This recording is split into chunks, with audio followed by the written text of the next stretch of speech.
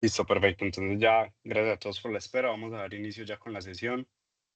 Entonces, para iniciar ya pues con el cronograma académico de este semestre, en este caso del módulo de vascular, Juan José pues Trigos y mi persona les traemos ya una charla por parte del Comité de Neurocirugía, la cual va a tratar sobre ciertos ítems sumamente importantes para el médico general con respecto a lo que es la hemorragia intraparenquimatosa espontánea de origen no aneurismático, ¿sí?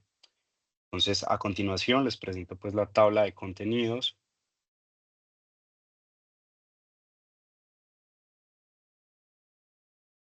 Inicialmente pues Listo. se hará una definición de lo que es esta condición médica para dar una revisión breve de la epidemiología tanto a nivel mundial, pero pues con un énfasis en el estado pues a nivel nacional de esta condición.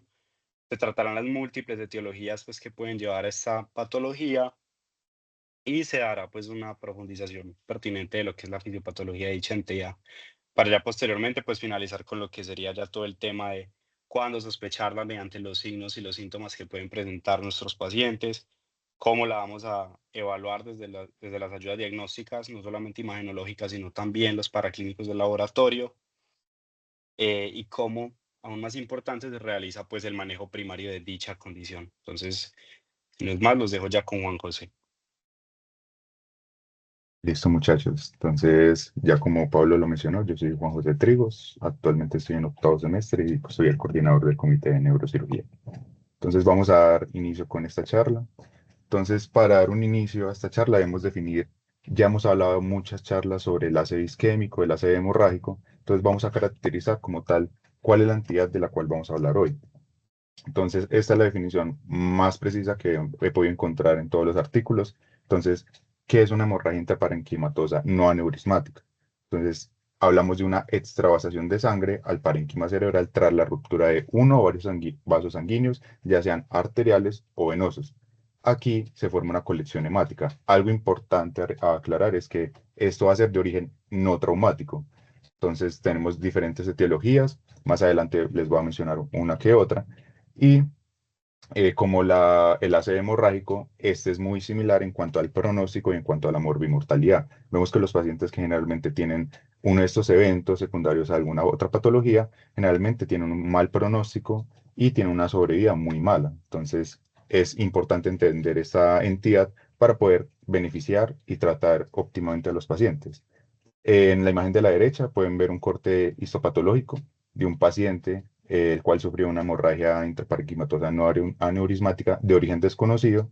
Sin embargo, el cuerpo fue rescatado y notaron cuál fue el coágulo que causó la muerte y abajo tiene una reconstrucción que le hicieron al mismo paciente antes de hacer los cortes. Entonces pueden notar que realmente es catastrófico que un paciente tenga uno de estos eventos.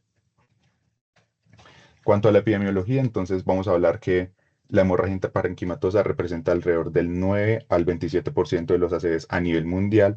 Esta cifra es un poco no confiable, pues los datos generalmente son estimados. No hay como tal un número exacto de casos por país o por continente incluso. Entonces simplemente se asocian donde hay mayor número de casos y se extrapolan donde hay mayor incidencia. Generalmente es en Asia. Entonces estos datos no son confiables, entonces para que lo tengan en cuenta. Representan una incidencia de alrededor del 12 al 31, de 12 a 31 personas por 100.000 personas, y tenemos que tener en cuenta que esta aumenta con la edad y se duplica cada 10 años a partir de los 35 años. Entonces, un paciente que a medida que aumente la edad, que pase los 35 años, el riesgo que tenga ya predispuesto, ya sea cardiovascular o por antecedentes familiares, este riesgo se va a duplicar a medida que a medida que pase cada década.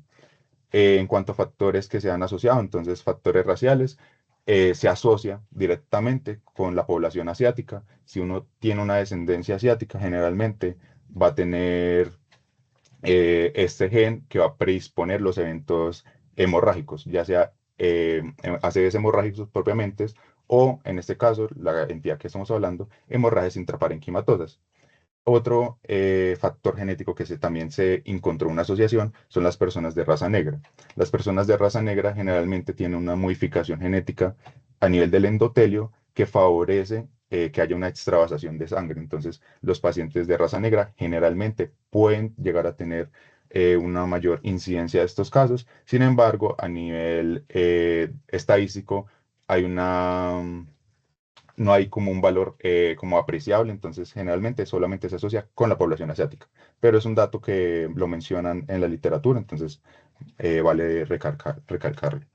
En cuanto a la distribución de hombres y mujeres, entonces aquí hay mucha disparidad entre la literatura, pues unos dicen que es mayor en hombres, otros dicen que es mayor en mujeres. Sin embargo, la literatura más actual lo asemeja como una proporción eh, más como regular. Entonces, generalmente son casos a nivel, digamos, Colombia, por ejemplo, se reportan alrededor de 513 casos en hombres y 508, 503 casos en mujeres. Entonces, si ven que es una proporción más o menos pareja a nivel de los casos entre hombres y mujeres. Entonces, no hay como tal una discriminación, si más casos en mujeres, más casos en hombres. Entonces, es algo que afecta a los dos sexos de manera igual.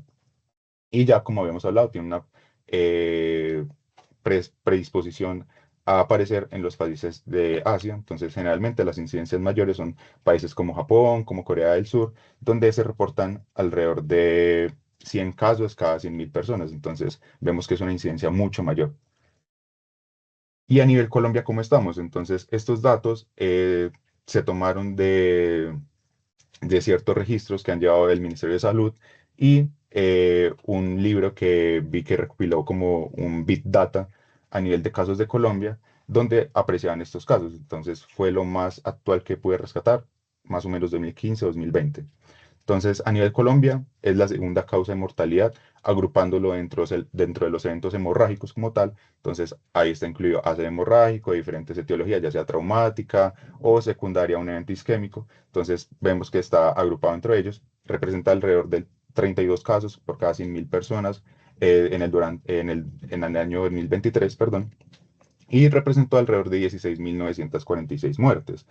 Estos valores más o menos fue 48% hombres y 52% mujeres. Entonces ven que es un dato que realmente predomina en mujeres, sin embargo, uno ve las estadísticas del siguiente año y puede predominar en hombres. Entonces no hay como tal la discriminación que generalmente hay en ciertas patologías. Y este es el dato más exacto que tuve, que es de la revisión principal que estuvimos haciendo, que es de un capítulo de un libro de neurocirugía, donde ellos dan el dato de que hay 15 casos por cada 100.000 personas a nivel de Colombia.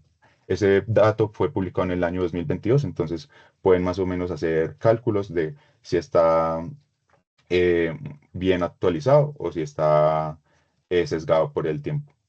En cuanto a la discapacidad, los eventos hemorrágicos son la primera causa de discapacidad a nivel Colombia. Entonces, acá podemos incluir a la hemorragia intraparenquimatosa. Y algo muy a destacar es que el 80% de estos casos pueden llegar a ser prevenibles. ¿Cómo pueden llegar a ser prevenibles? Detectando la etiología de base primero. Entonces, más adelante vamos a ver que hay sin fin de etiologías, sin embargo, hay dos principales que generalmente la población colombiana va a tener más frecuentemente. Entonces, si podemos atacar desde ahí, desde la etiología, podemos evitar muchos desenlaces trágicos con los eventos hemorrágicos. Este dato de prevalencia fue el que recopilé de la Big Data. Entonces, ellos reportaban 142 casos por cada 100.000 personas en el año 2020, donde reportaron 50.167 casos de ACV en Antioquia durante el periodo del 2015 al 2020. Y este dato, que me pareció el más local como tal, fue que en Sabaneta se reportaron alrededor de 88 casos por cada 100.000 habitantes. Entonces vemos que se equiparan mucho a la incidencia a nivel mundial. Entonces, en general, podemos tener un gran número de pacientes que presenten hemorragia parenquimatosa que simplemente por desconocer la etiología los pasamos como simplemente un ACV hemorrágico sin origen. Entonces es importante describir cuál fue la etiología para tratar, ya sea si hay factores genéticos asociados, poder prevenir estos eventos en los familiares, Si tiene una alta carga y el paciente no tiene como tal secuelas, entonces podemos ir modificando estilos de vida, modificando tratamientos para poder evitar desenlaces más trágicos. Pues vemos que es una entidad demasiado catastrófica. En cuanto a factores de riesgo, los mismos factores de riesgo que hemos hablado en todos estos encuentros de ACV. Entonces, factores de riesgo no modificables, edad avanzada, sexo, raza, factores geográficos, ambientales, climáticos y factores genéticos. Eso es algo que ya hemos hablado y que realmente no se pueden modificar. En cuanto a lo que realmente podemos tratar, y realmente es una de las etiologías más frecuentes a nivel mundial y a nivel Colombia, son los factores de riesgo modificables, principalmente hipertensión arterial, diabetes mellitus, dislipidemia, todas estas enfermedades cardiovasculares que representan un alto índice de eventos isquémicos o eventos hemorrágicos. También tenemos el tabaquismo como un factor de riesgo, el alcohol, el uso de sustancias psicoactivas y obviamente siempre si el paciente ha tenido o tiene antecedentes familiares o personales de ataques isquémicos transitorios, ictus, o si tiene una aterosclerosis marcada a nivel carotidio, entonces es importante definir todos estos parámetros para ver cuál es el riesgo de mi paciente a presentar un evento hemorrágico. Ya hablando como tal, entonces vamos a entrarnos en cómo pasan estos eventos. Entonces ya hemos hablado de muchas veces de cómo funcionan toda esta parte de los eventos isquémicos, de los ACVs hemorrágicos, las principales causas, aneurismas, demás. Sin embargo, esta teología como tal, vamos a ver que son patologías muy silentes o son enfermedades que generalmente no oímos hablar en el día a día. Entonces, principalmente vamos a hablar de causas primarias. Causas primarias tenemos la que es la reina, la hipertensión arterial. Esta hipertensión arterial como tal va a tener diferentes mecanismos para generar una hemorragia intraparenquimatosa. Entonces, los principales que se han descrito y que se tiene certeza que participan durante este proceso fisiopatológico es la formación de microaneurismas, pues ya hemos hablado también de eso en nuestras charlas, hay un aumento del flujo sanguíneo donde el flujo sanguíneo pega con las bifurcaciones arteriales, entonces donde hay vasos más distales, más pequeños, con menor diámetro del calibre. Entonces vamos a ver que se forman microaneurismas que son muy propensos a generar sangrados. Entonces, a pesar de que esto es una charla de un origen no aneurismático, la hipertensión arterial como tal genera un proceso fisiopatológico que predispone a la formación de microaneurismas. También se ha hablado de una inflamación secundaria que es activa en respuesta a todo el sufrimiento celular que está sufriendo como tal el endotelio de los vasos sanguíneos cerebrales. Entonces, los vasos sanguíneos cerebrales, al tener un aumento de la presión intraluminal, ellos comienzan a sensar una respuesta inflamatoria. Entonces, comienzan a activar toda la parte de la microglía circundante. Entonces, ellos generan una inflamación, aparte que es intravascular, propiamente del endotelio del vaso. También hacen una respuesta que va, más adelante vamos a hablar de ella, que es toda la parte de los secundarismos. Entonces genera una respuesta inflamatoria que va a afectar ya propiamente al parénquima. Entonces vemos que aparte de la extravasación de sangre, va a haber una extravasación de células que van a generar más daño. En cuanto al daño endotelial, simplemente las uniones generalmente son estrechas en estos vasos, se van a comenzar a volver más lábiles, más delgadas, por lo tanto van a permitir mayor extravasación de células a nivel del parénquima y van a propagar este sangrado. En cuanto al remodelamiento celular, entonces se han hablado de diferentes teorías, pero la más acertada es que las células que están en contacto con la extravasación de sangre generalmente sufren un proceso de lisis celular. Esta lisis celular va a generar una ruptura como tal de los eritrocitos. Entonces, estos eritrocitos van a liberar el grupo hemo, toda esta parte de los factores de la coagulación propiamente que están en la sangre. Y algo muy importante es que estos factores de la coagulación, en especial algo que participa en toda la parte de la cascada de la coagulación, que es la trombina, van a estar muy asociados con la formación y la propagación de los sangrados. Entonces es algo que está estudiado recientemente, alrededor de los artículos más viejos que encontré, 2020, 2022. Entonces hablan de que la trombina ya es un factor que genera un daño secundario en en los ACVs hemorrágicos. Entonces es algo que está muy reciente, puede que participe de una manera, participe de otra, pero ya la evidencia lo que sustenta es que la trombina hace parte de, de este daño a nivel celular que propaga la lisis. También tenemos un proceso de arteriosclerosis y aterosclerosis que es propiamente el riesgo cardiovascular de los pacientes. Entonces, a medida que aumenta el riesgo cardiovascular de ellos, a medida que aumentan los niveles de colesterol, aumenta el tiempo con una hipertensión mal controlada, tratamientos que los pacientes generalmente no son apegados a ellos, el vaso se daña más y eso hace que pues, se propague más como que no más que se propague, que se proporcione todo el ambiente para que se forme una extravasación de sangre. Entonces, vemos que la hipertensión como tal hace que se cree un ambiente óptimo para que se dé más bien un daño endotelial y que haya una extravasación de sangre hacia el parénquima.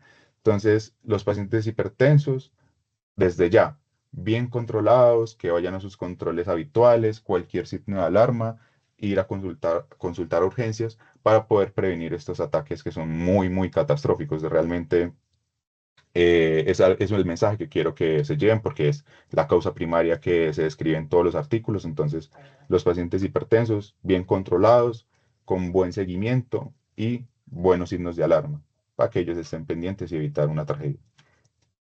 Cuanto a la angiopatía amiloide, entonces ya hemos tenido varios encuentros donde hemos mencionado un poco de esta patología.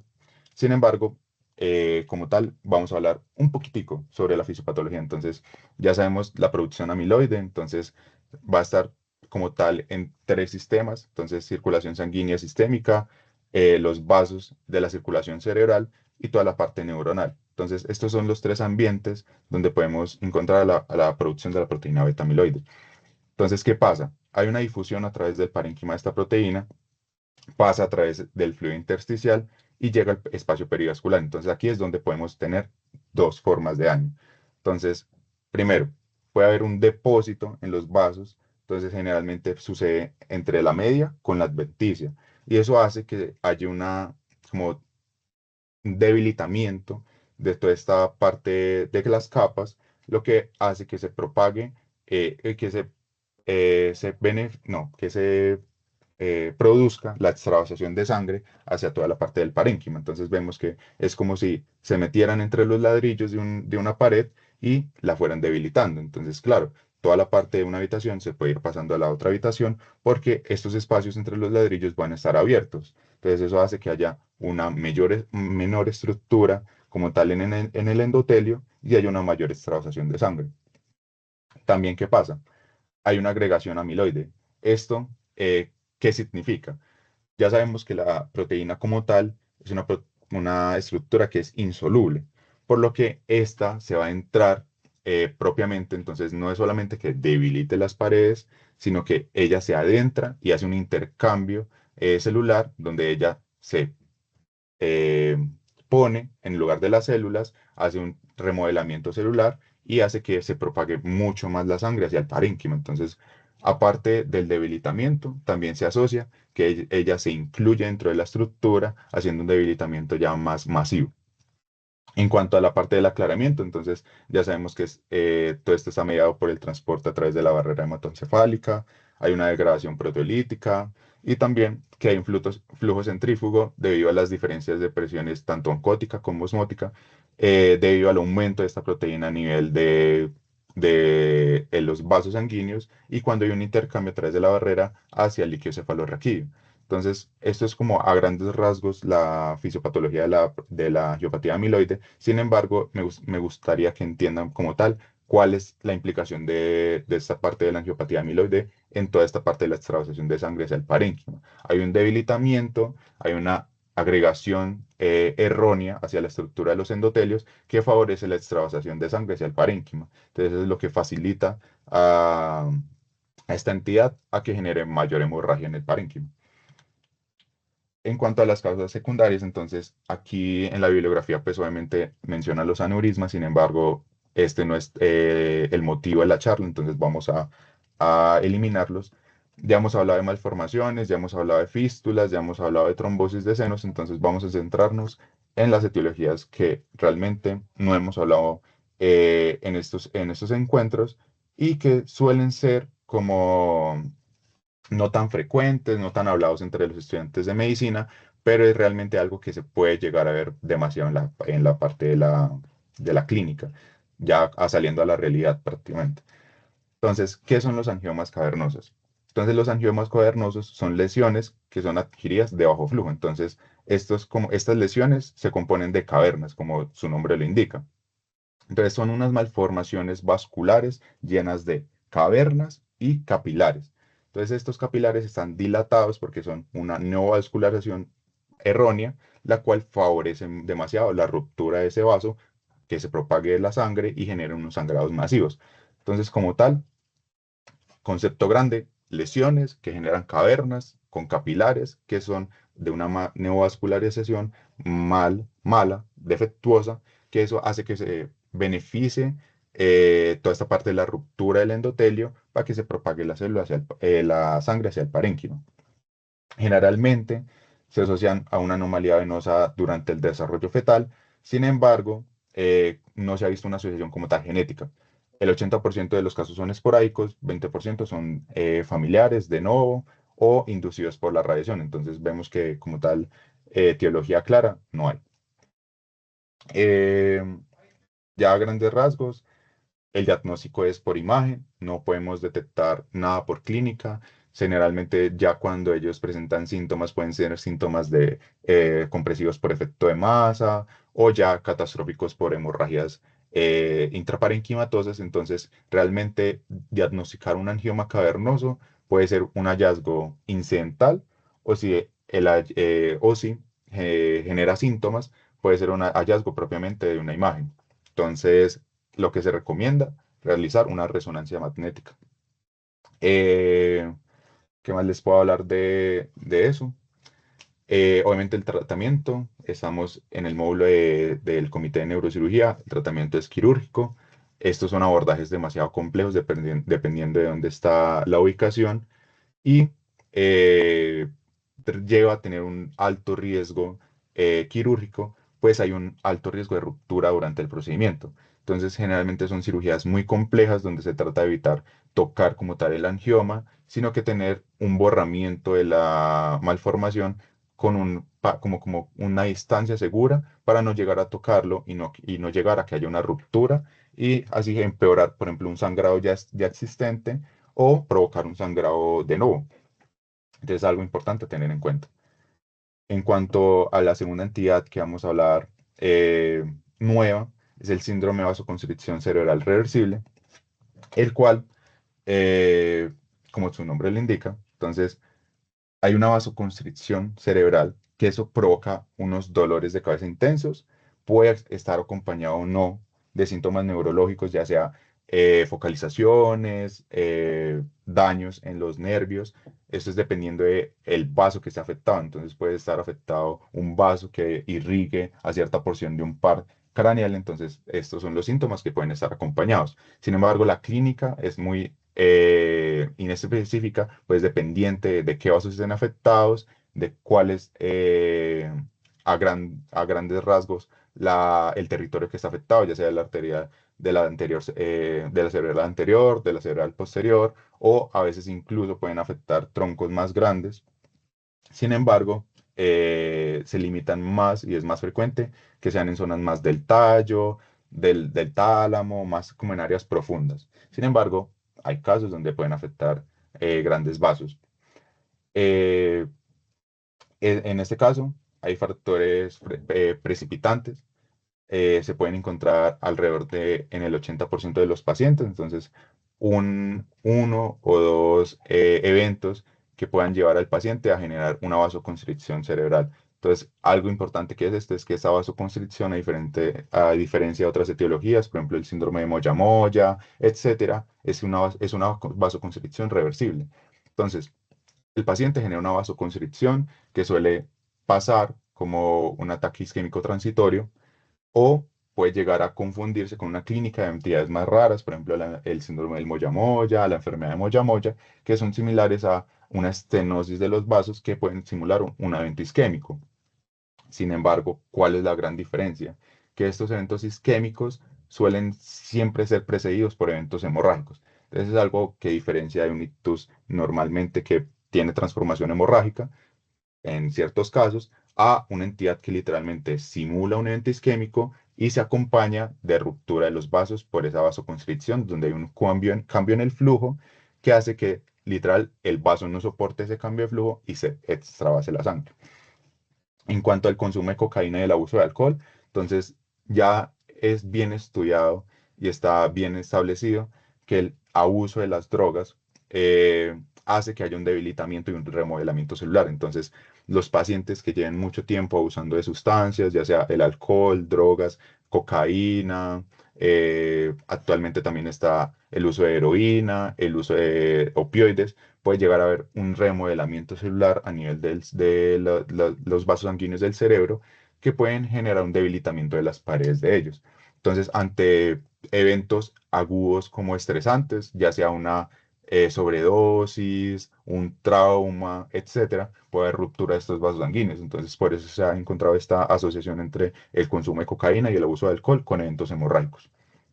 Ya tenemos otras entidades como son la vasculitis, las lesiones isquémicas que sufren transformación hemorrágica, como ya lo hemos hablado, tumores cerebrales metastásicos, generalmente tumores metastásicos eh, o de origen primario que sean muy vascularizados. Entonces, esa es la característica principal de esos tumores, que son muy vascularizados y tienden a tener una neovascularización muy defectuosa. Entonces, son vasos malos con un endotelio muy débil que es propenso a sufrir ruptura aparte de toda esta inflamación secundaria que es sobrepuesta al cáncer.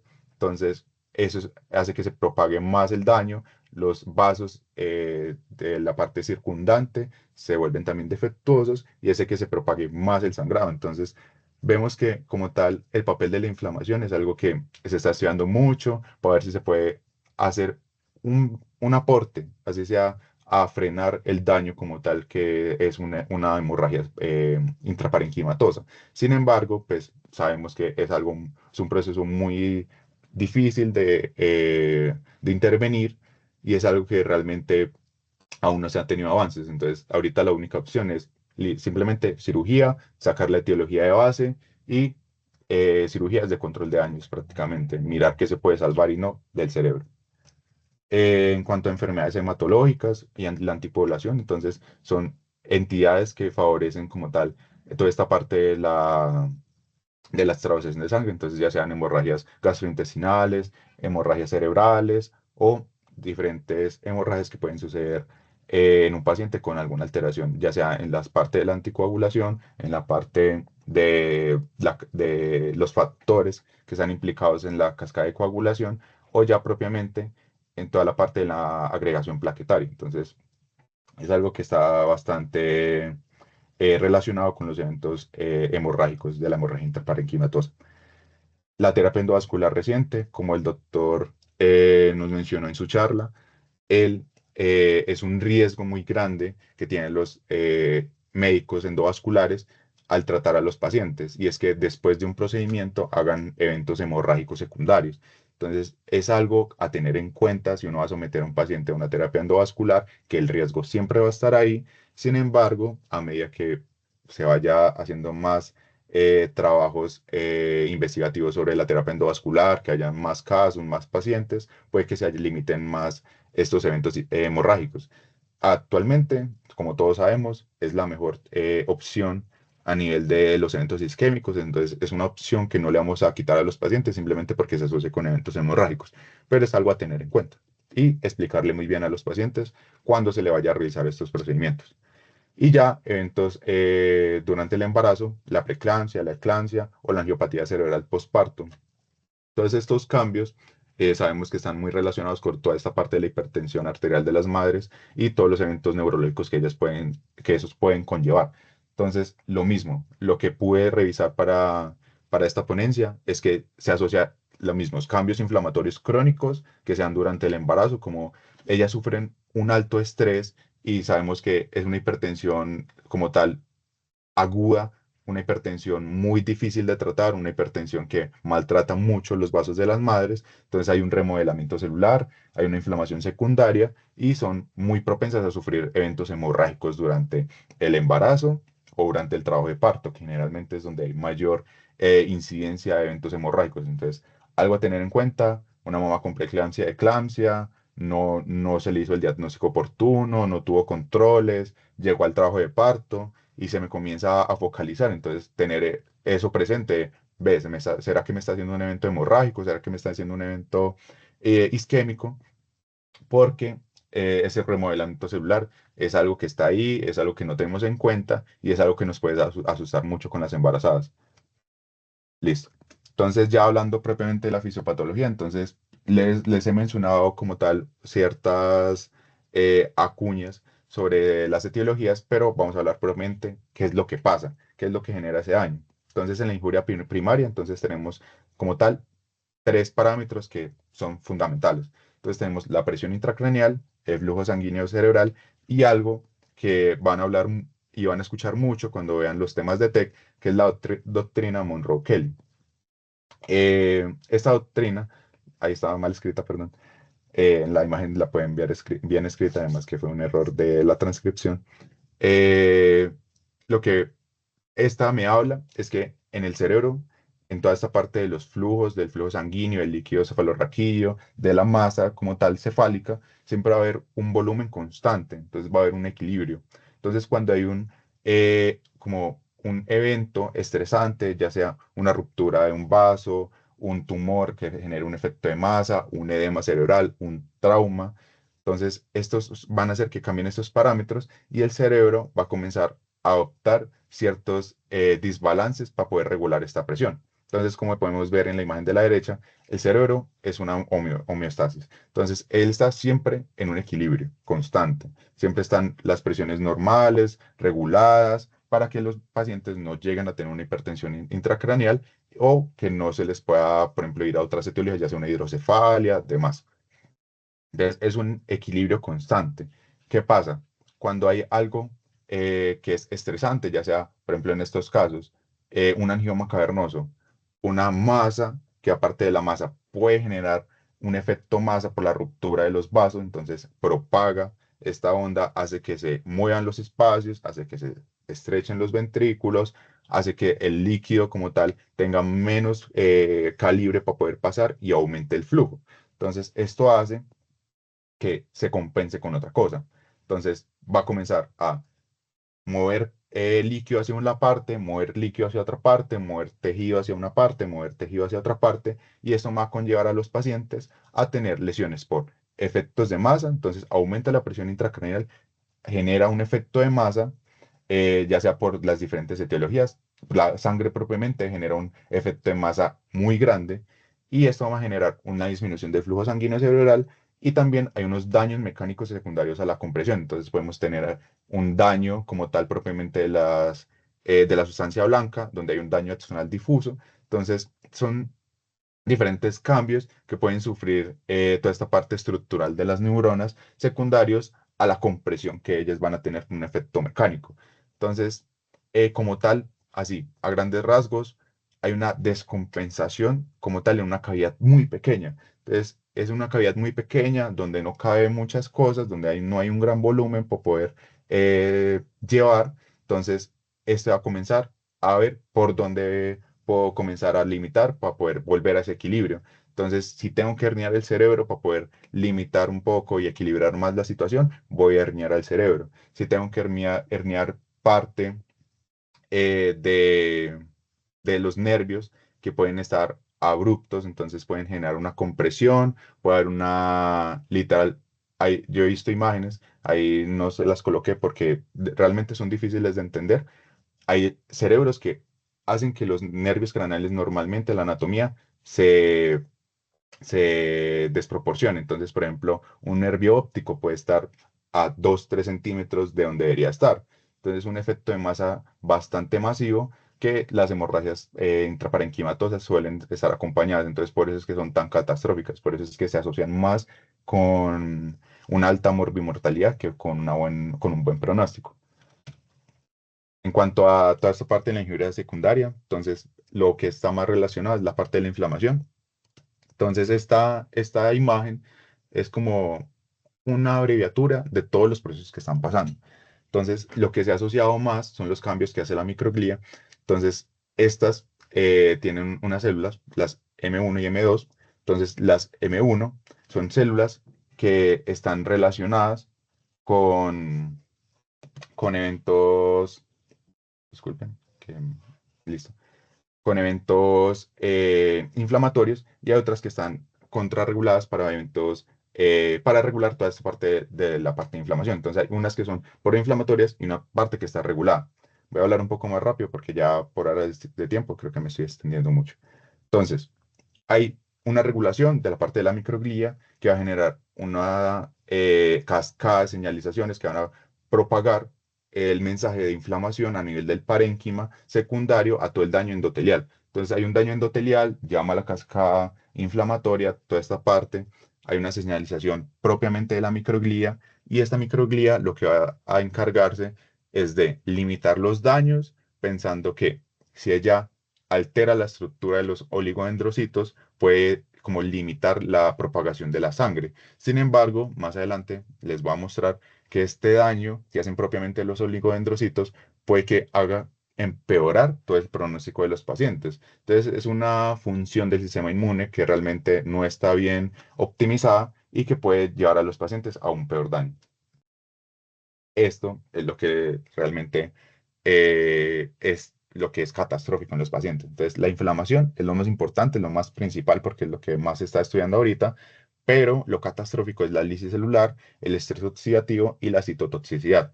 Entonces, tenemos a la lisis del coágulo, toda esta parte de la lisis celular, y van a haber una cascada de desechos que realmente no se pueden llegar a regular porque es muy masivo. Entonces, por ejemplo, son desechos que normalmente, si una célula se rompe, hace apoptosis, puede llegar a regularse por el metabolismo. Sin embargo, como esto es tan abrupto, es tan masivo, realmente no hay espacio fisiológico y del metabolismo para llegar a contener todos estos desechos. Entonces comienzan a haber desechos como tales, radicales libres, desechos como la trombina, que pueden alterar toda la parte de la morfología como tal celular, lo que está más estudiado de los oligodendrocitos. Entonces vemos que la célula propiamente estructural del cerebro es la que está más afectada. Entonces, este daño va a hacer que se propague mucho más la sangre hacia el parénquima y haya mucho más daño secundario a toda esta extravasación de sangre. Entonces, hay extravasación de sangre, hay compromiso por efecto de masa y aparte me está haciendo un daño propiamente neuronal por estos cambios inflamatorios y por estos cambios celulares.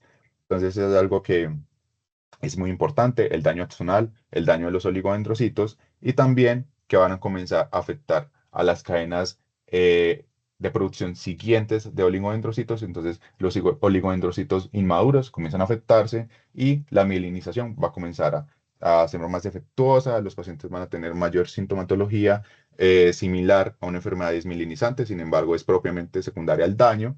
Entonces, es algo que está eh, muy implicado en toda esta parte de la fisiopatología de la hemorragia intraparenquimatosa y que les puede dar un abrebocas de qué tan catastrófico es un evento de estos.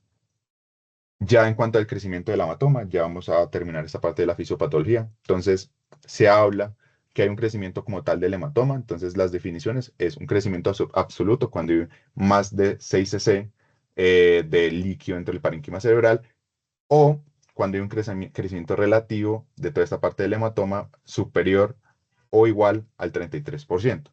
Entonces es algo que es más propiamente de los neurocirujanos, sin embargo, hay que tener en cuenta, y más adelante les voy a decir por qué, con los signos radiológicos. Entonces es algo como a tener en cuenta los datos, pero es más importante saber identificarlos. Entonces, ¿cómo está implicado este crecimiento del hematoma? Entonces se hablan de dos teorías, que hay un sangrado micro y macroscópico, secundario propiamente a todos estos daños circundantes que se está haciendo por la respuesta secundaria y ya propiamente toda la parte de los secundarismos. Entonces, la lisis celular es de todo el parénquima circundante, el habilitamiento de los vasos sanguíneos, toda la parte de la reestructuración de las neuronas. Entonces, todo esto está implicado en que haya un crecimiento del hematoma. Entonces, tenemos ciertos criterios para tener como tal certeza de que un hematoma va a crecer. Entonces, hay unos predictores clínicos, hay unos predictores de laboratorio y hay unos predictores imagenológicos. Entonces, predictores clínicos, presiones arteriales sistólicas por encima de 160 milímetros de mercurio, pacientes que tengan antecedentes de estar con medicamentos antiplaquetarios o anticoagulantes, pacientes con fiebre por la respuesta inflamatoria que es masiva en estos pacientes, los antecedentes de infarto cerebral. Entonces, un paciente con un antecedente, un ictus previo, un ataque isquémico transitorio, es un criterio para pensar que puede haber un crecimiento del hematoma. Los pacientes con alcoholismo por el remodelamiento que ya les he explicado, los pacientes hombres, esto es algo que estaba en el capítulo, sin embargo, vemos que no hay discriminación como tal en hombres y mujeres, sin embargo, hombres pueden llegar a tener peor pronóstico, entonces es algo a tener en cuenta. Crecimiento del hematoma, hay un criterio que es ser de sexo masculino. Y cuando sean pacientes por encima de los 85 años. Cuanto a predictores de laboratorio, entonces tenemos ciertas pruebas que nos pueden ayudar a pensar si hay o no ciertos parámetros para que haya un crecimiento del hematoma. Entonces, los principales que tenemos a la mano van a ser la coagulación y la glicemia. Esta parte de los marcadores inflamatorios es algo que generalmente puede llegar o no a ser como muy polémico enviarlos a un paciente que está teniendo un evento hemorrágico. Sin embargo, lo que tenemos más a mano es la parte toda de la coagulación y la parte de la glicemia. Entonces, pacientes con una glicemia mayor a 120, a 100, a 120 miligramos por decilitro, entonces son pacientes que pueden llegar a ser propensos a tener un crecimiento del hematoma por toda esta parte de la difusión de la sangre. Entonces, eso es más del transporte celular y toda esta parte de la glucosa. Entonces, es algo que está estudiado, es algo que debemos tener en cuenta, sobre todo para manejar cifras de la glucometría en estos pacientes, para ayudarlos a que no se propague más el daño. En cuanto a la coagulación, entonces tenemos ciertos parámetros: dímero de elevado, disminución del fibrinógeno, un INR prolongado por encima de 1,5 y también que haya una deficiencia como tal de factores que participan durante la cascada de la coagulación. Entonces, si tenemos un paciente con algún antecedente de una coagulopatía, entonces es importante tener en cuenta que eso es uno de los criterios para tener un crecimiento del hematoma. Y ya propiamente los que nos interesan a nosotros, que los que podemos tener nosotros a la mano, los que nosotros vamos a tener más evidentes, son los predictores imagenológicos. Entonces tenemos, ya les voy a mostrar cuál es cuál, pero importante que sepan: el signo de la mezcla, el signo del agujero negro, el signo de la isla, el signo del marañón y el signo de la mancha. Entonces vamos a ver cuáles son estos signos. Entonces, tenemos la imagen superior izquierda, el signo de la mezcla. Vemos que durante esta mancha, que es toda esta parte de la extravasación de la sangre, vemos que hay un cambio. Para los que no han visto radio, entonces hay un cambio en toda esta parte de la colorimetría. Entonces es un gris más claro a un gris más oscuro, tirando más al negro. Entonces esto habla de que hay un sangrado activo durante la imagen diagnóstica. Entonces, algo a tener en cuenta: vemos que ya hay una parte más clarita, una parte más oscurita, entonces vamos pensando que está creciendo ese sangrado. Tenemos el siguiente, el signo del agujero negro. Durante una hemorragia puede que haya ya un sangrado masivo, que ya se esté más volviendo un sangrado que ya está más crónico, más inactivo. Sin embargo, en la parte más central puede haber un punto, ahí ese está grande, sin embargo pueden haber puntos de 1, 2 o hasta 5 milímetros que nos hablan de unos sangrados activos. Entonces, esos sangrados activos están en los centros de las hemorragias y están hablando de que hay un sangrado activo por dentro. Entonces, esto es porque es importante por el efecto masa y por el edema circundante que puede estar generando, porque vemos que sí, el sangrado está en el centro, ya hay sangre que está más vieja, por así decirlo, alrededor. Sin embargo, como pueden ver, dentro del parénquima cerebral hay un edema masivo. Entonces, esto es lo que realmente nos preocupa. Miren que está literalmente desviando la línea media más de 5 milímetros, puedo asegurar. Entonces, esto es una indicación quirúrgica, es algo que nos está hablando de un edema muy grande, puede estar hablando también de una hipertensión intracraneal. Entonces, es algo que debemos estar pendientes. El tercero, el signo de la isla. Entonces, durante un sangrado puede que hayan otros puntos más claros que estén dando advertencia de que hay un sangrado activo en estas regiones. Entonces, vemos en la imagen de la izquierda, de la derecha, perdón, superior, unos micropuntos blancos que son los que nos están hablando de que hay unos microsangrados circundantes al sangrado masivo. Esto que habla que puede haber un mayor crecimiento del hematoma y puede haber un mayor edema.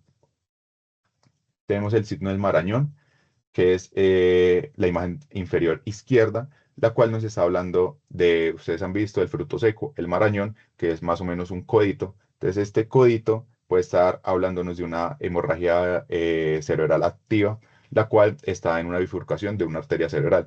Entonces, es algo como que puede llegar a verse, sin embargo, pues es algo de más de un ojo entrenado. Y tenemos el signo de la mancha, que es simplemente durante la imagen ver un punto que es muy brillante, que nos llama mucho la atención dentro de un parénquima más tenue, de unos colores más grises, unos colores más oscuros. Hay un punto brillante que ese es el que me está haciendo que hay una indicación de que hay un sangrado activo. Más adelante, Pablo les va a profundizar en la neuroimagen. Sin embargo, yo quería que se queden con estos 5 signos que son propiamente del crecimiento del hematoma. ¿Y por qué es muy importante? Porque si ustedes los detectan, pueden actuar, pueden hacer medidas antiedema, pueden hacer cosas para beneficiar al paciente y para que el paciente tenga un mejor pronóstico. Ya con esta finalizamos, entonces, la injuria secundaria, entonces tenemos el edema alrededor del hematoma, entonces tenemos varias fases que pueden estar implicadas en este edema. Entonces ya sabemos que hay un edema citotóxico y un edema vasogénico. Generalmente, en estos casos, pueden haber los dos tipos de edema. Entonces pueden haber edema vasogénico propiamente por la ruptura de los vasos sanguíneos, propiamente por la extravasación de sangre hacia el parénquima. Entonces, toda esta parte puede propagar un edema circundante, pero el daño secundario, el daño a la inflamación crónica, también me puede alterar toda esta parte de la lisis celular y esto me hace un edema circundante al parénquima que está dañado. Entonces, aparte del edema que está circundante al sangrado, tenemos un edema que está circundante a toda esta parte del parénquima afectado. Entonces, es algo que debemos tener en cuenta, debemos pensar más allá de lo que estamos viendo actualmente, más allá de lo que pensemos para el paciente en la siguiente hora y debemos, digamos, llevar los pensamientos hacia qué podemos hacer, qué podemos mejorar, qué medidas tenemos que hacer para poder mejorar el pronóstico, demás.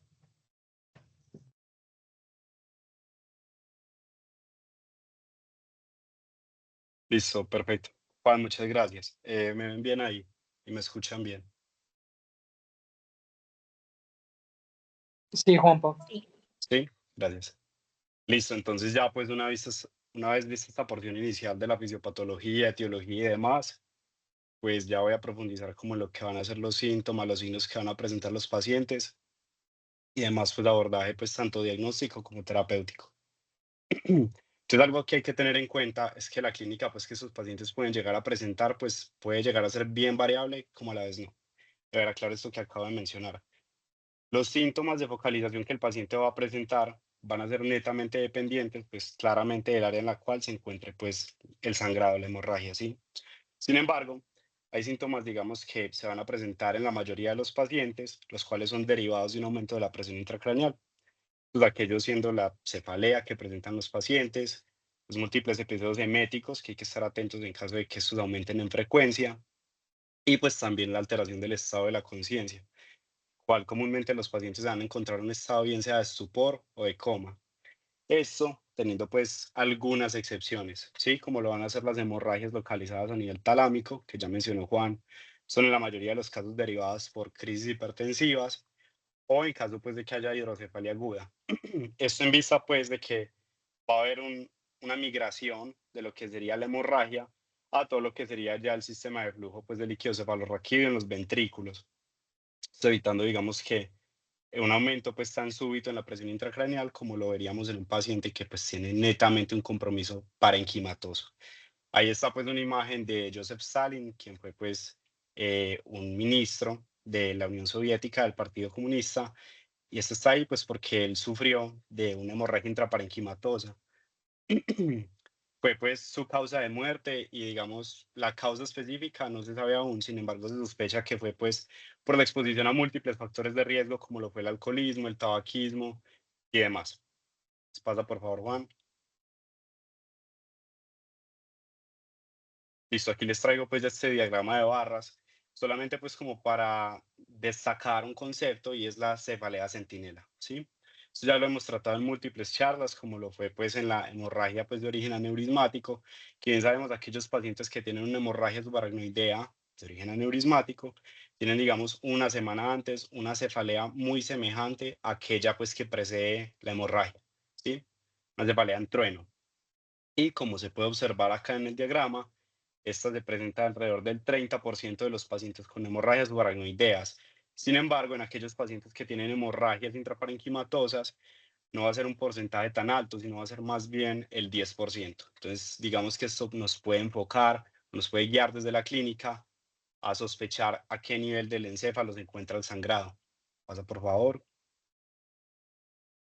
Estos son los múltiples sitios en los cuales ocurren estos sangrados, ordenados pues de mayor a menor, desde lo común. Entonces, aquellas áreas en las cuales más se encuentran estos van a ser a niveles de los núcleos de la base, a nivel del putamen y el globo pálido, es decir, el núcleo lenticular, posteriormente el brazo posterior de la cápsula interna, siendo esto también un área donde encontramos múltiples síndromes isquémicos como los infartos lacunares, secundarios a hipertensión crónica no tratada. A nivel talámico también, misma etiología de brazo posterior de cápsula interna. A nivel de la cápsula externa, posteriormente a nivel lobar, que ya Juan previamente explicó, la causa más común en estos va a ser la angiopatía cerebral amieloide. Y finalmente, pues otras localizaciones de menor relevancia, desde lo que sería la frecuencia, a nivel intratentorial, brazo anterior de cápsula interna, caudado, y ya posteriormente el 29% de la totalidad de estos van a tener una migración ventricular, siendo más común esto en aquellas que se encuentran a nivel de los tálamos, por su pues cercanía anatómica, su relación anatómica con lo que sería el tercer ventrículo. Entonces acá les traigo pues como algunas de estas hemorragias con su sitio, su clínica y una disección axial de un cerebro, el cual pues está señalado con unas estrellas rojas del sitio en el cual se está haciendo referencia. Entonces, en este caso, aún no se logra pues determinar bien en la disección la diferenciación entre el putamen y el globo pálido, sin embargo pues ahí podríamos estar detallando lo que sería el núcleo lenticular, la unión de ambos, y comprendemos que esto va a ocurrir en el 56% de los pacientes. Estos van a presentar síntomas de motoneurona superior, bien sea una paresia, una plejía, hiperreflexia y demás, síntomas sensitivos, porque bien sabemos los núcleos de la base no solamente están involucrados con la regulación del movimiento, regulación límbica, sino también con múltiples vías pues sensoriales.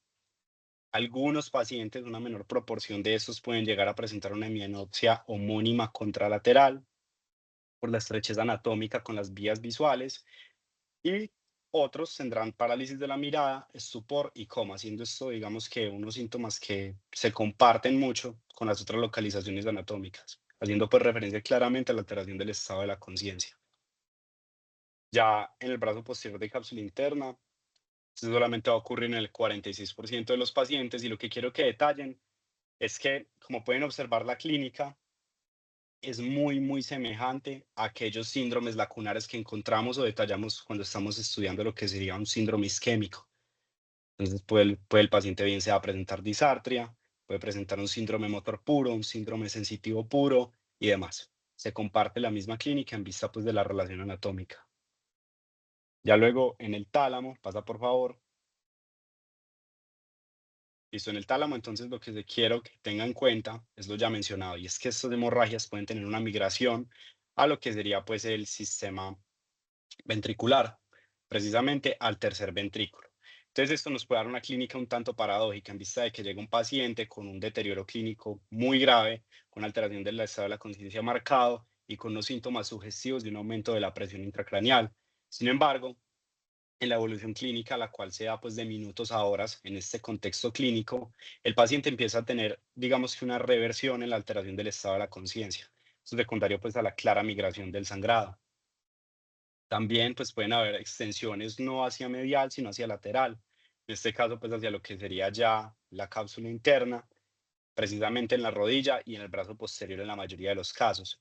Estos pacientes pueden llegar a tener hemianopsias homónimas, parálisis supranuclear de la mirada, también pueden llegar a tener miosis reactiva, ausencia del reflejo de la convergencia y también pues bien sea afasia o negligencia.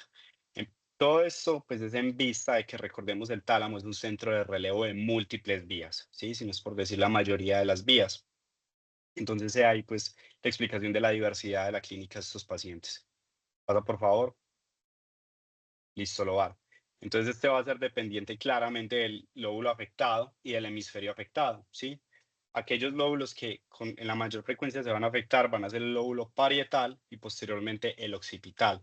Entonces, ¿cuál es la clínica más común? Como ya mencioné, es dependiente del hemisferio. Es decir, si tenemos un compromiso a nivel frontal del hemisferio izquierdo, nuestro paciente pues posiblemente va a tener una afasia, en este caso pues motora. Sin embargo, si es a nivel del hemisferio derecho, el paciente bien puede presentar, en caso de haber un compromiso a nivel frontal, aprosodia o en caso de ser un compromiso parietal, una heminegligencia, ¿sí? En caso de ser bilateral a nivel parietal puede llegar a presentar un síndrome de Wallin u otros síndromes pues, que se llegan a ver desde el punto de vista neurológico. Entonces, occipital, lo más común, un compromiso pues visual, en este caso pues los pacientes presentando hemianopsias homónimas, a nivel frontal habrá un compromiso del lenguaje, compromiso piramidal y también lo que sería síntomas disejecutivos secundarios a la defrontalización que van a experimentar estos pacientes. Parietal nuevamente, lenguaje, recordemos en este caso pues la manifestación va a ser desde el punto de vista sensitivo de dicha función.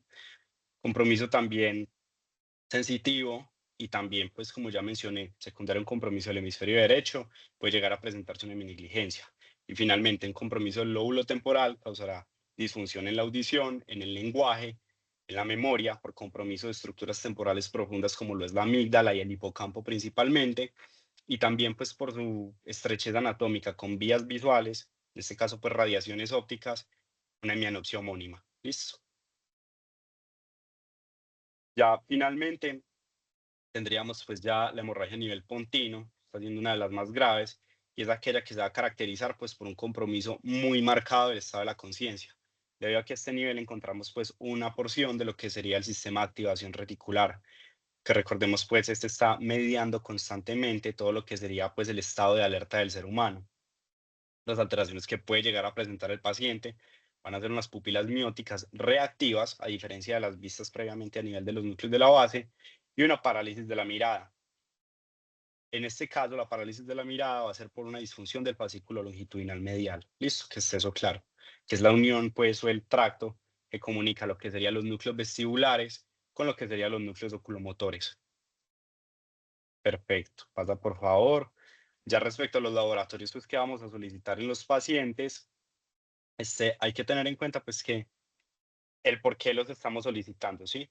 Entonces, desde el punto de vista del hemograma, algo que pues hay que estar muy atentos son a las variaciones tanto de lo que sería la hemoglobina, el hematocrito y también las plaquetas, en vista de que pues podemos llegar a tener pacientes con doble antigregación, como aquellos pacientes que tienen un antecedente de un accidente, de un ataque cerebrovascular isquémico, tienen un mayor riesgo relativo pues de sufrir uno de estos ataques cerebrovasculares pues de carácter hemorrágico.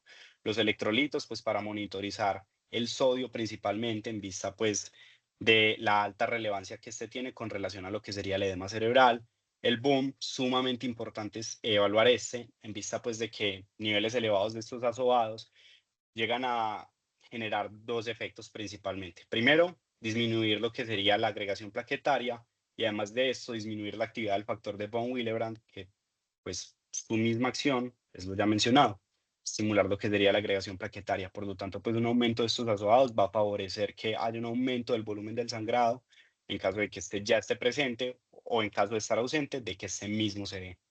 La creatinina, pues claramente para modificar la conducta farmacológica en caso de que estemos ante un paciente con una enfermedad renal, bien sea crónica o una injuria renal aguda. La glucosa, en vista pues de que la variabilidad de los niveles de esta en plasma, pues es un alto determinante de lo que sería pues el pronóstico neurológico en los pacientes, tiempos de coagulación, TP, INR, TTP, para monitorizar pues ya lo que sería ante un paciente con una sospecha pues de anticoagulación previa. Y lo mismo con el TCT y el TCE. Ya el TCT nos va a permitir monitorizar a todos estos pacientes que tienen inhibidores de la trombina, ¿sí? Y el TCE, los tiempos de coagulación de la hecarina, nos van a permitir pues monitorizar a todos estos pacientes pues que tienen dabigatran, ¿sí? Y lo que hace este examen básicamente es medir la conversión de la protrombina a lo que sería la meisotrombina. ¿Listo? En caso de esto está alterado, pues se sospecha, es un paciente pues anticoagulado, dabigatran, y pues ya se tiene que evaluar pues la reversión de la anticoagulación claramente desde el punto de vista no quirúrgico. Pruebas de tóxicos, sumamente importante, como ya mencionó Juan José.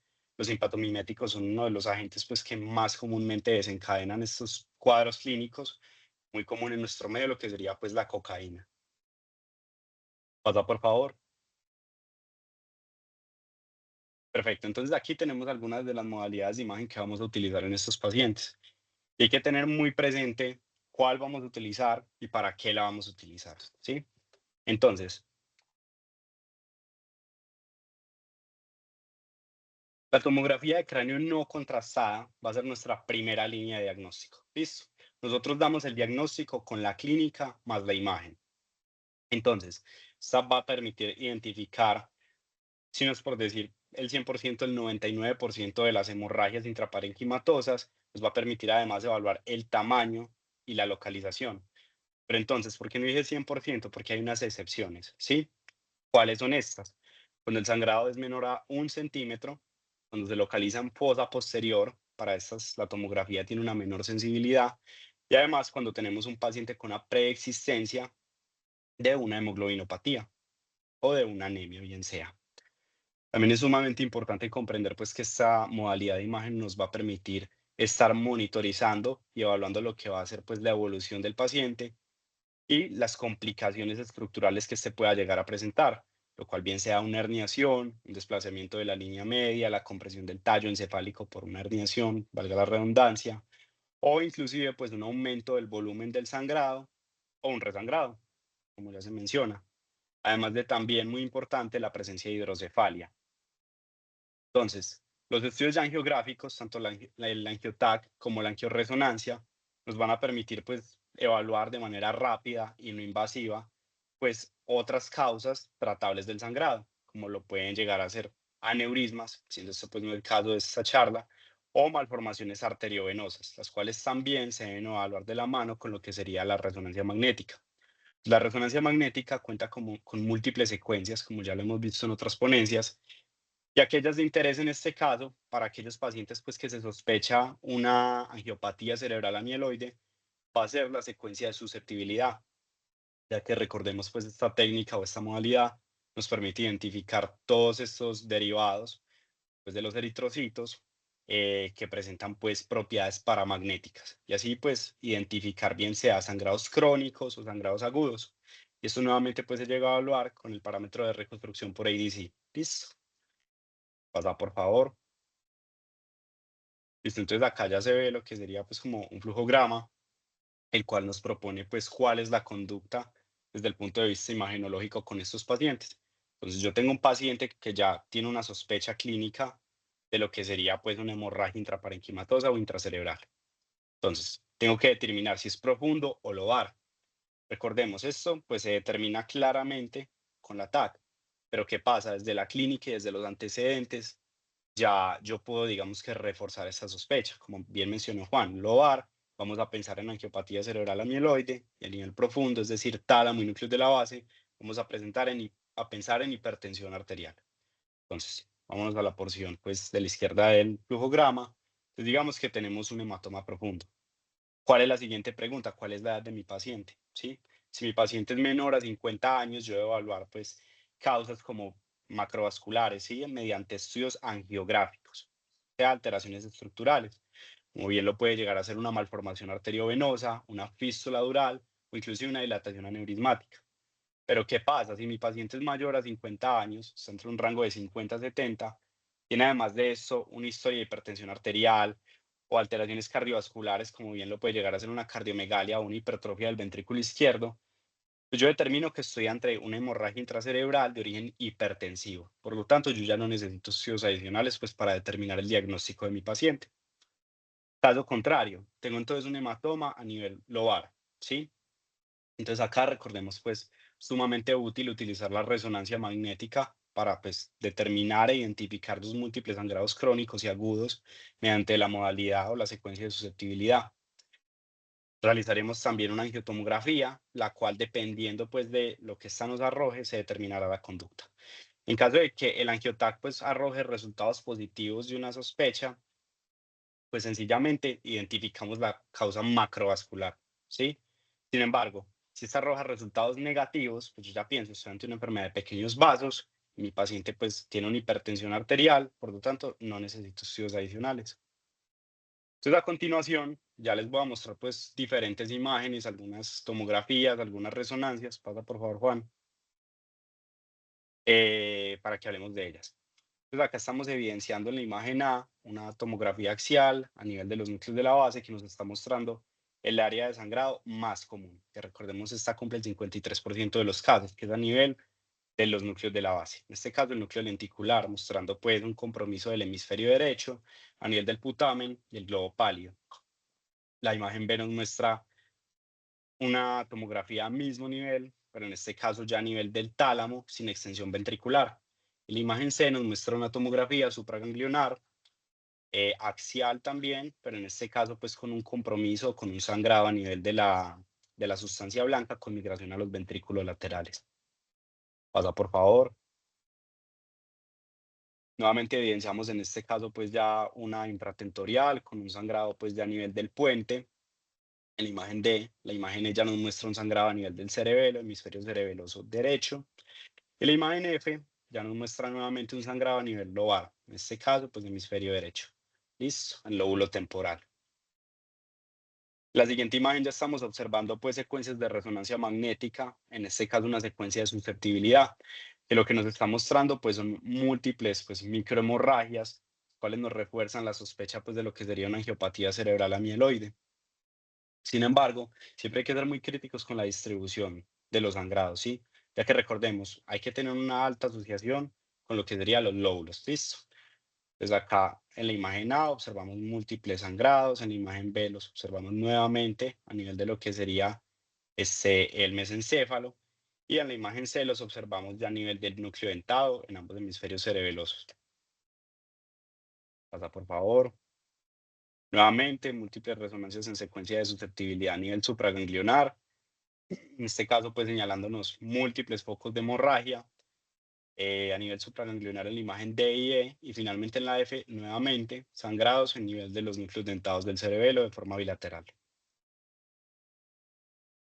En la siguiente ya mostramos pues una resonancia magnética pues en secuencia FLAIR, que nos evidencia lo mismo, múltiples sangrados a nivel lobar, en este caso pues secundario es una angiopatía cerebral amieloide. Otras etiologías, como son las malformaciones arteriovenosas, también pueden llegar a causar estos sangrados, como mencionó Juan José. Esto es un mismo paciente. Inicialmente se le realizó un estudio por imagen mediante una tomografía que evidenció un sangrado a nivel del hemisferio cerebeloso derecho. Posteriormente se realizaron ya estudios por resonancia magnética que constatan eh, dos hallazgos muy importantes. Primero, el hematoma, ya previamente detallado en la tomografía. Sin embargo, adyacente a este se observa un fenómeno de vacío de flujo. Esto es algo sumamente característico de las malformaciones arteriovenosas. Lo que se está evidenciando básicamente es el nido de la malformación, en el cual hay un tráfico de sangre pues a un flujo tan alto que no logra ser captado por la imagen. Por lo tanto, pues es descrito como el vacío de flujo. Sin embargo, pues que se vea hipointenso no quiere decir que no haya sangre, quiere decir que hay demasiado tránsito de la misma.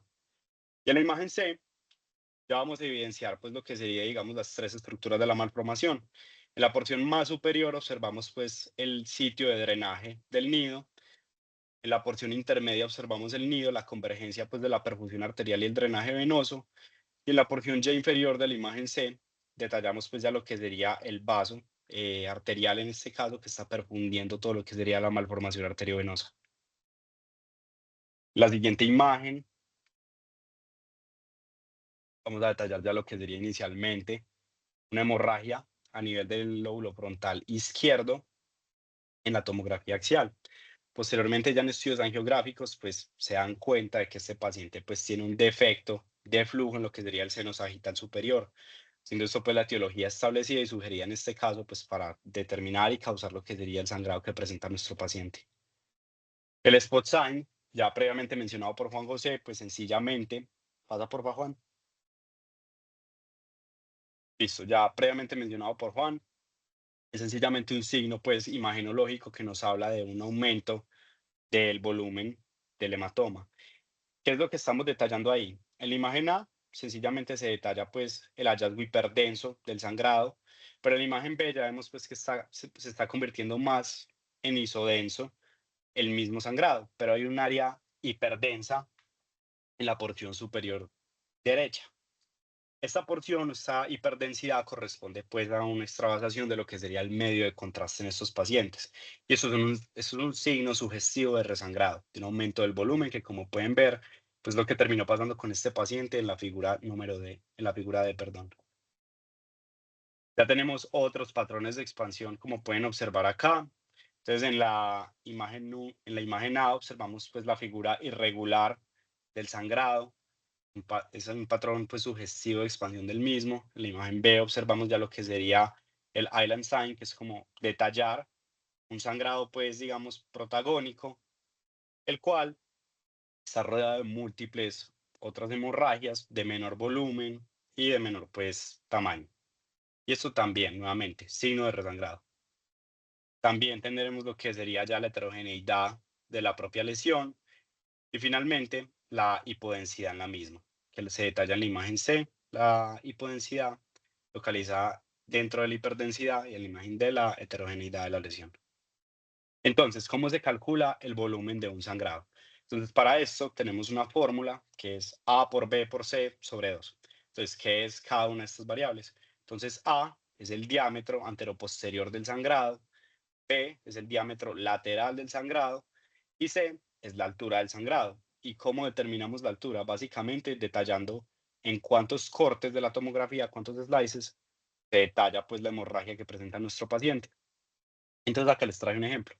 Entonces digamos que en el parámetro A encontramos pues un diámetro anteroposterior de 5 centímetros, en el diámetro B un diámetro de 3 centímetros y en el diámetro C hay 4 cortes, cada uno con un grosor de 5 milímetros. Entonces ya esto posteriormente se converge a centímetros y se realiza pues la multiplicación de la cantidad de cortes en los cuales está presente el sangrado por el diámetro de los mismos en centímetros, dándonos un resultado de 2. Entonces, ¿qué hacemos? A por B por C sobre 2. Entonces, 5 por 3 por 2 sobre 2. Y esto nos da un volumen de sangrado de 15 cc. ¿Esto por qué es importante? Porque esto es sumamente relevante a la hora de determinar la conducta, determinar si esto es un paciente quirúrgico o determinar si no es un paciente quirúrgico. ¿Listo? Pues acá ya hay una tabla que pues permite determinar la mortalidad 30 días de estos pacientes. Se tienen en cuenta múltiples parámetros como lo que sería el puntaje en la escala de coma de Glasgow, el volumen del hematoma, si hay presencia o hay ausencia de hemorragia interventricular o migración de la misma, si el origen es infratentorial, que recordemos pues la tomografía tiene una menor sensibilidad para detectar estos y ahí es donde entra en juego la resonancia, y la edad del paciente, si es mayor o menor de 80 años. Entonces, como pueden observar, cada una de estas variables nos da determinado puntaje. Y ya pues con la suma de estos mismos vamos a determinar cuál es la mortalidad de nuestro paciente. ¿Listo? Entendiendo que un puntaje de 5 o 6 pues nos dará una mortalidad a los 30 días del 100%. Un puntaje de 0 pues del 0% claramente. Entonces, tratamiento médico. Pues inicialmente no se les puede olvidar ni pasar con ningún paciente que Manu, pues cuando rotó en neurocirugía, me comentaba que la mayoría de los pacientes que él veía en Alma Mater, muchísimos de ellos la cabecera no la tenían inclinadas en el servicio de urgencias. Eso es una cosa que cualquier persona puede llegar a hacer, el camillero, la enfermera, la jefe, el médico, el especialista, el que sea. Y es algo que realmente pues cambia el pronóstico de un paciente.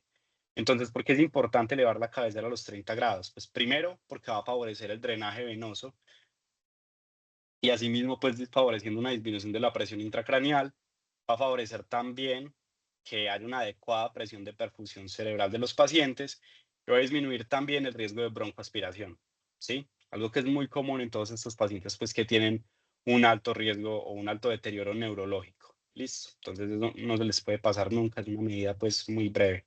Segundo, una sedación leve. en la cual pues no puede haber una alteración del estado de la conciencia, teniendo en cuenta que estos pacientes ya lo tienen de base. ¿Cuál es uno de estos agentes que se recomienda y ha tenido unas revisiones pues recientes muy, pues con muy buena, sí, muy buena recientemente? La dexmedetomidina. Entonces la dexmedetomidina básicamente, aparte de pues preservar el estado de la conciencia en dosis adecuadas, también ha mostrado que tiene pues propiedades antidelirium, teniendo en cuenta de que la mayoría de estos pacientes van a terminar en la UCI, no es por decir pues todos, listo. También el mantenimiento pues de los líquidos endovenosos.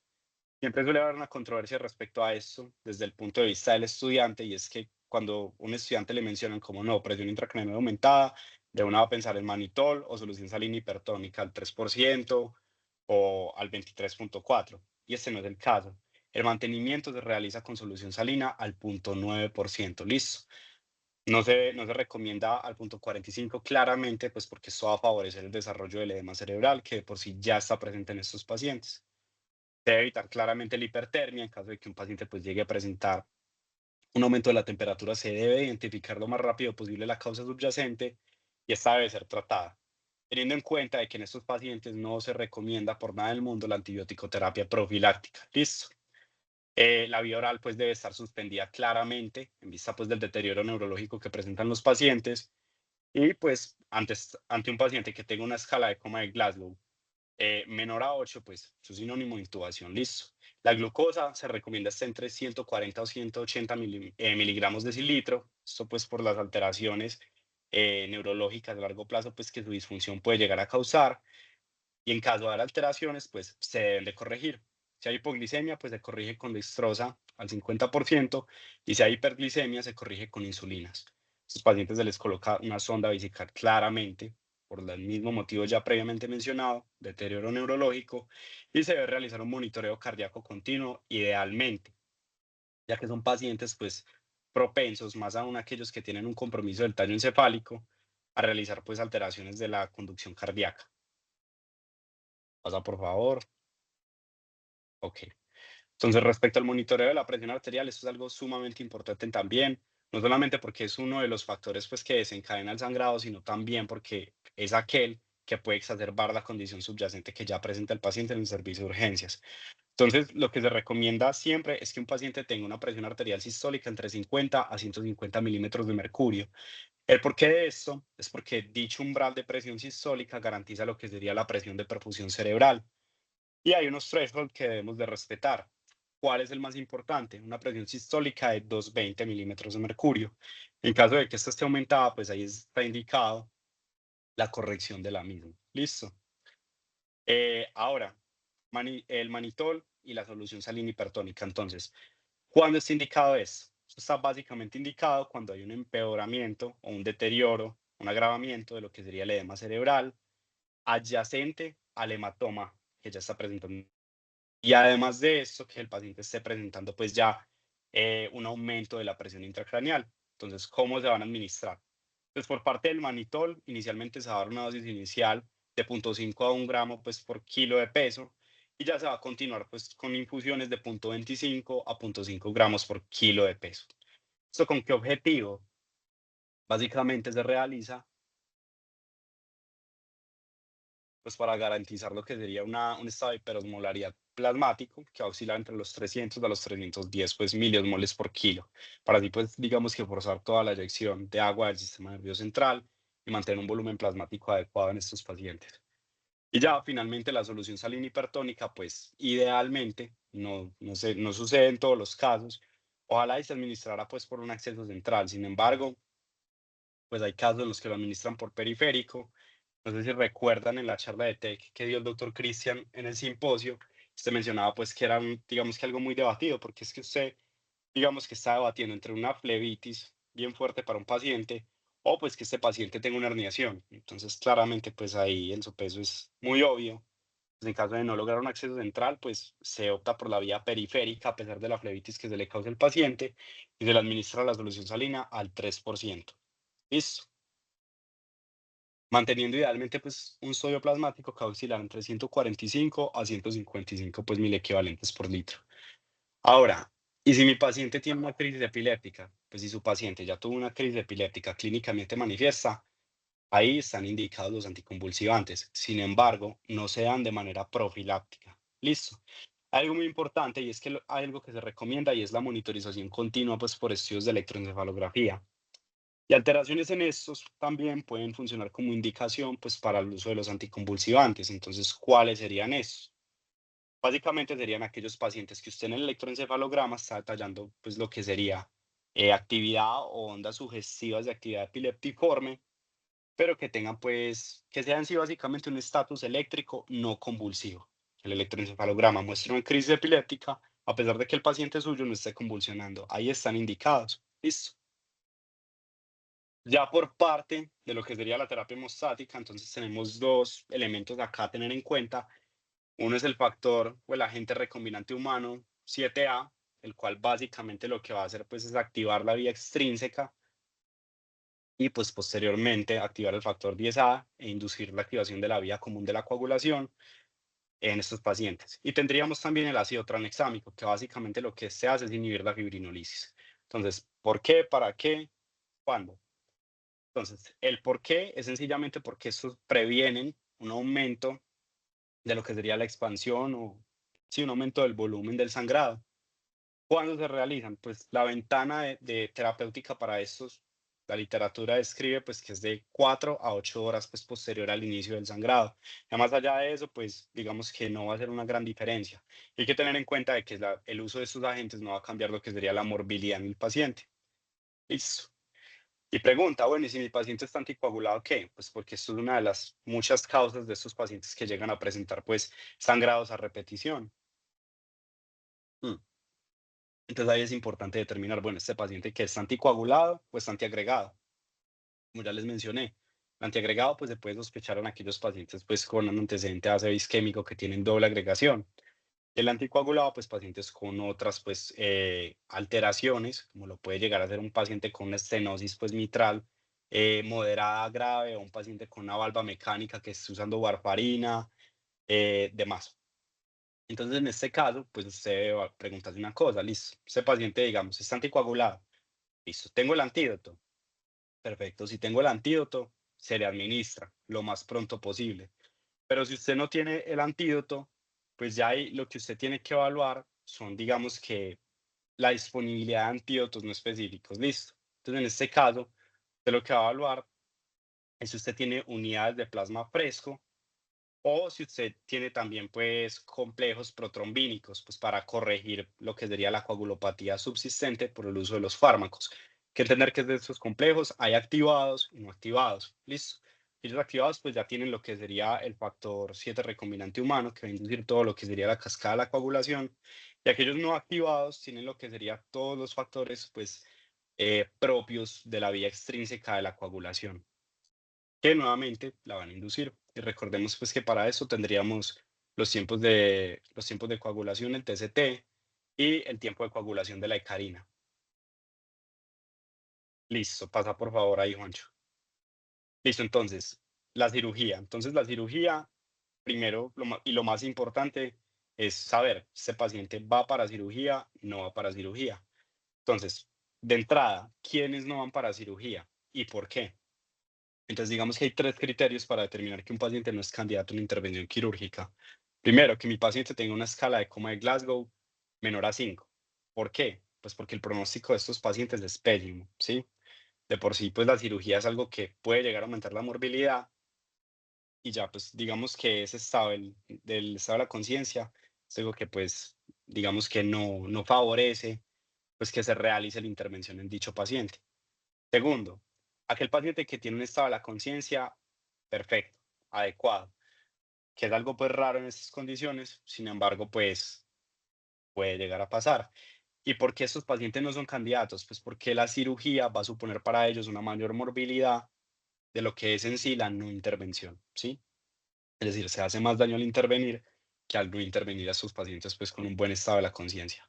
Y segundo, y el por qué les expliqué previamente el cómo calcular el volumen del hematoma, aquellos pacientes pues que tengan un volumen menor a 10 cc. ¿Listo? Sus pacientes tampoco son candidatos.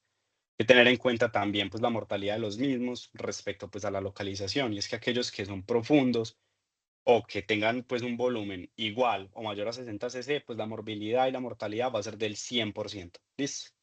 Y aquellos que son lobares, pues van a tener una mortalidad del 70%. Entonces, ¿en quiénes vamos a considerar la cirugía? Con base pues a aquellos que no se les va a considerar. Entonces, básicamente en aquellos pacientes pues que van a tener pues bien sean hemorragias grandes o moderadas a nivel lobar, a nivel ganglio basal, cuando presenten un deterioro neurológico. Como ya vieron, una de las excepciones o un criterio de exclusión es aquel paciente con un buen estado de la conciencia.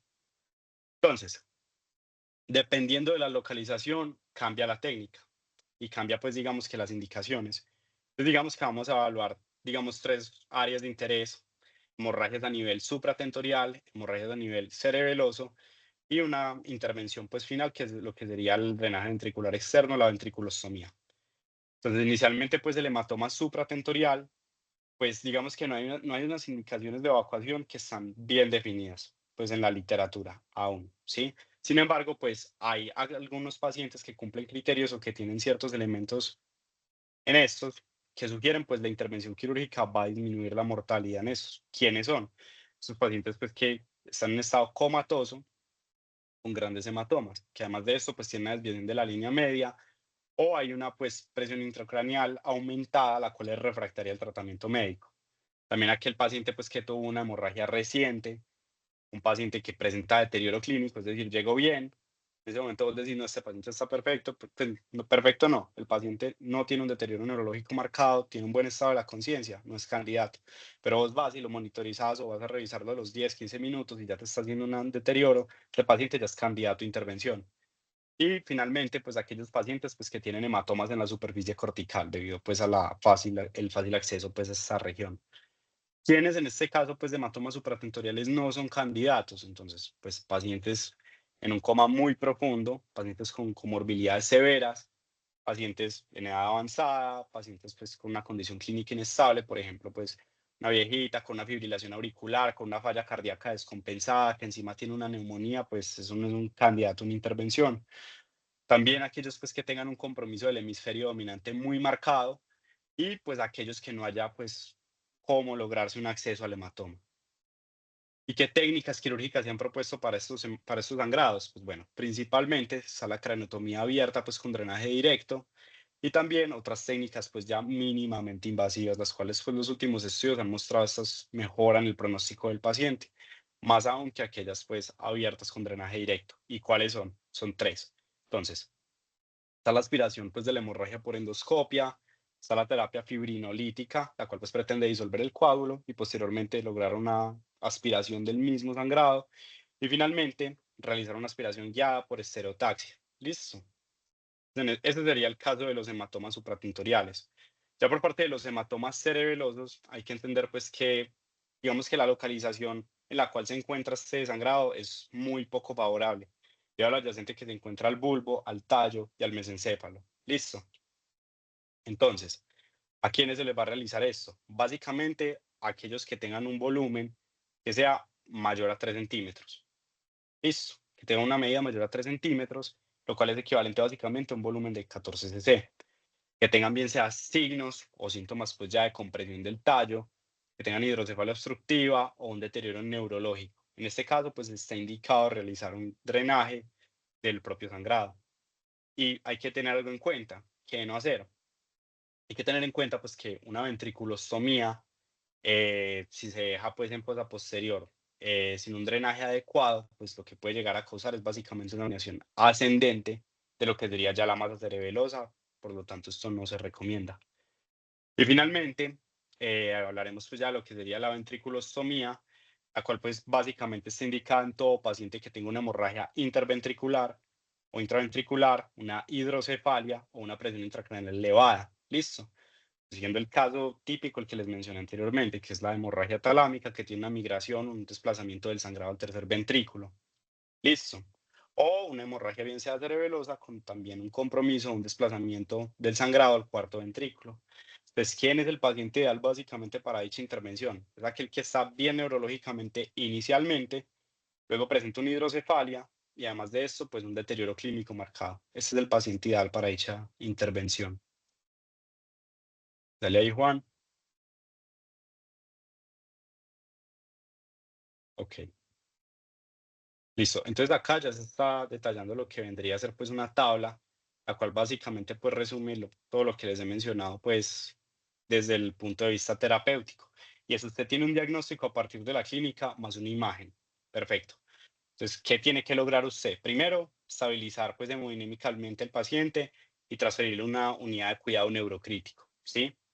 Hay que evaluar pues las escalas de pronóstico ya previamente pues mostradas en la presentación de estos pacientes, evaluar el volumen del hematoma y evaluar pues signos también de expansión del sangrado, ya previamente pues enseñados.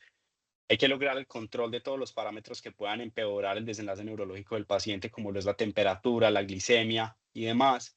Hay que lograr una tromboprofilaxis, la cual no se va a realizar con el uso de heparinas, sí, lógicamente, pues porque vas a favorecer la expansión del sangrado, sino lo que vas a utilizar va a ser una compresión mecánica intermitente. Listo, ya después de los 3 días, esto ya se desmonta y se empieza a evaluar el uso pues de heparinas.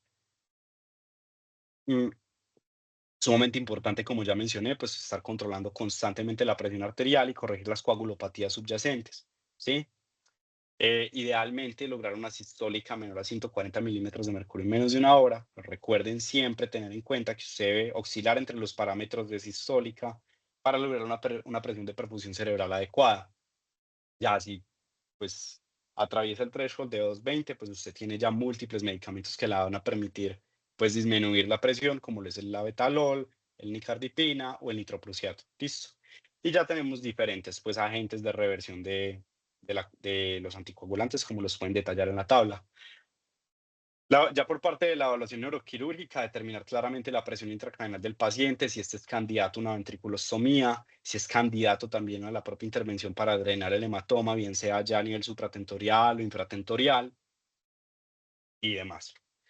Y ya finalmente tener en cuenta pues la rehabilitación de estos pacientes, pues que esto no es solamente el manejo de neurocirugía, no solamente es el manejo de medicina general, sino es un equipo multidisciplinario, ¿sí? El cual pues desde previo al egreso del paciente pues ya debe estar coordinado y en el escenario ideal pues para otorgarle pues una adecuada recuperación funcional a los pacientes, en caso pues de que haya tenido un adecuado manejo a nivel intrahospitalario. Estas están incluidos fisiatría, terapia del lenguaje, terapia respiratoria, psiquiatría, ya que muchos de estos pacientes, no solamente, pues mucho paciente con disfunción del sistema nervioso central, bien sea por trauma o un compromiso no traumático, terminan teniendo secuelas neuropsiquiátricas, incluir a la familia en toda esta planeación. Debe iniciar la rehabilitación lo más temprano posible, claramente. Recordemos pues el tiempo de cerebro no solamente para las intervenciones agudas, sino también para restablecer la función de las vías pues previamente comprometidas por alguna noxa. Y pues se debe realizar ya el seguimiento neurológico del paciente un mes posterior pues el tratamiento, luego 3 y luego 6 meses. Ya eso sería todo lo que Juan José y yo teníamos para compartirles el día de hoy. Les agradezco a todos pues sacar de su tiempo y estar hasta esta hora acá un jueves, después de una jornada bien larga seguramente. Y nada más que decirles muchísimas gracias a todos.